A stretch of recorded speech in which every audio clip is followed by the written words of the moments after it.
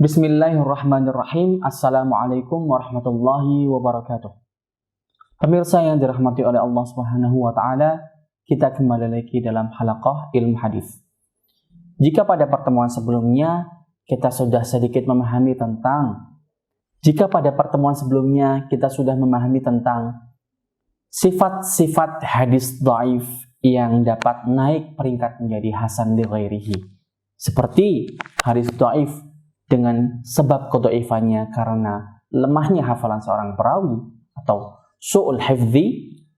Kemudian hadis dhaif dengan sebab kedhaifannya al-ikhtilat atau rawi yang mukhtalit, atau istilah lain adalah rawi yang hafalannya terganggu atau hafalannya terguncang atau hafalannya sudah melemah karena sebab-sebab seperti pikun atau penyakit Alzheimer, atau karena hilangnya, atau karena sebab yang atau karena terbakar rumahnya, atau karena penyebab yang sangat luar biasa besar sehingga mempengaruhi hafalannya dan lain sebagainya. Atau juga hadis dhaif karena sebab inqita' atau karena sebab hilangnya sanad dalam sebuah hadis, maka hadis tersebut juga masuk dalam kategori hadis dhaif yang munjabir atau yang dapat dinaikkan derajatnya menjadi hadis hasan li ghairihi.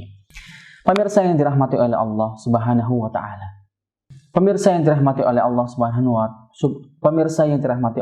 Subhanahu wa taala. Demikianlah pengertian dari hadis hasan li ghairihi. Hadis hasan li ghairihi merupakan salah satu bagian dari hadis yang banyak diperbincangkan oleh para ulama mutaqaddimin dan juga mutaakhirin. Banyak perdebatan atau perbincangan sekitar atau seputar hadis hasan li ghairihi karena sulitnya untuk mencari ta'rif yang pas untuk hadis hasan li ghairihi. Namun kita tidak perlu untuk mendalami sejauh itu. Tidak perlu kita menyebutkan ikhtilaf atau perbedaan pendapat dari para ulama terhadap hadis hasan li ghairihi dengan ta'rifnya yang bermacam-macam. Namun yang kita ambil di sini adalah hadis hasan atau hadis sahih, dua-duanya merupakan bagian dari hadis yang makbul. Itu artinya hadis makbul, hadis yang dapat dijadikan sebagai hujjah, yang dapat dijadikan sebagai dalil untuk berhujjah. Hukum hadis hasan untuk dijadikan dalil atau hukum hadis hasan yaitu jawazul amal bihi, artinya boleh mengamalkannya atau boleh menjadikannya sebagai hujjah. Sedangkan hadis sahih hukumnya adalah wujubul amal bihi, artinya dalam pengamalannya wajib mengamalkan hadis sahih, baik sahih li dzatihi atau sahih li ghairihi. Sekarang kita beranjak ke hadis dhaif. Sebagaimana dijelaskan sebelumnya bahwa pembagian hadis menjadi hadis makbul dan mardud, atau pembagian hadis menjadi hadis sahih, hasan dan dhaif merupakan pembagian hadis bi'tibari qabulihi wa raddihi, atau karena dilihat dari segi apakah hadis itu dapat diterima atau tidak dapat diterima. Maka hadis terbagi menjadi tiga, yaitu sahih, hasan, dan dhaif. Kemudian hadis dhaif pengertiannya adalah ma faqada syartan au aktar min syuruti al hadis al maqbul. Hadis dhaif adalah ma faqada syartan au aktar min syuruti hadis al maqbul. Artinya hadis yang kehilangan satu syarat atau lebih dari syarat-syarat hadis yang makbul. Jika disebutkan dalam Nazam al-Manzumah al-Baiquniyah berbunyi wa kullu ma an rutbatil husni qasur fahuwa dha'ifu wa huwa aktsaman kutsur. Segala sesuatu atau semua hadis yang martabatnya atau kualitasnya di bawah hadis hasan, artinya di bawah hadis hasan li dzatihi atau li ghairihi, maka fahuwa dha'ifu, maka dia adalah hadis dhaif, wa huwa aktsamun kutsur, dan hadis dhaif ini memiliki banyak aksam atau banyak pembagian-pembagian. Itu artinya hadis dhaif memiliki banyak macam-macamnya. Jika kita sekarang ingin mempelajari hadis dhaif, tentunya kita harus memahami arti atau ta'rif dari hadis dhaif tersebut. Seperti yang sudah kita jelaskan sebelumnya juga, bahwa hadis dhaif adalah hadis yang kehilangan satu atau lebih dari syarat hadis-hadis makbul.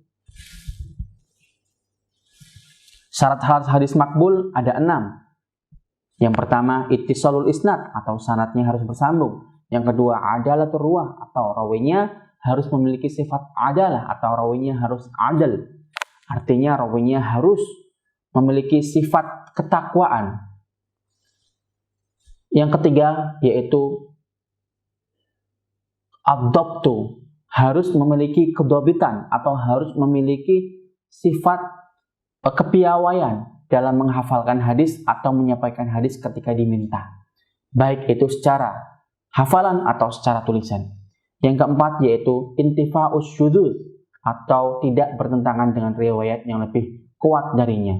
Yang kelima yaitu intifa'ul illah atau harus tidak ada illah atau penyakit atau aib atau cacat dalam hadis tersebut. Yang keenam harus ada adid atau syahid atau mutabi', yaitu sebuah riwayat yang dapat menguatkan riwayat yang lemah.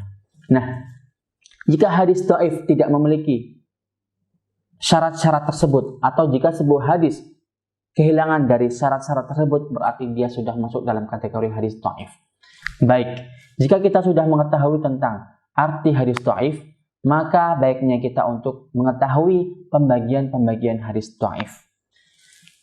Pemirsa yang dirahmati oleh Allah Subhanahu wa taala, hadis dhaif dikatakan dhaif atau lemah karena memiliki sifat-sifat kelemahan.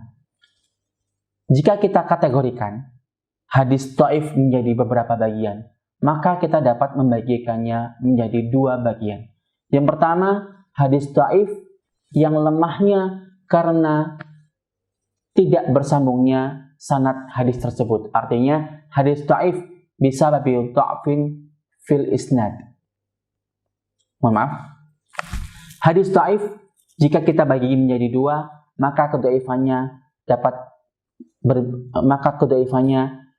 berupa 2, yaitu ad-dha'fu bisababi al-isnad wal dha'fu bisababi ta'nin fil rawi.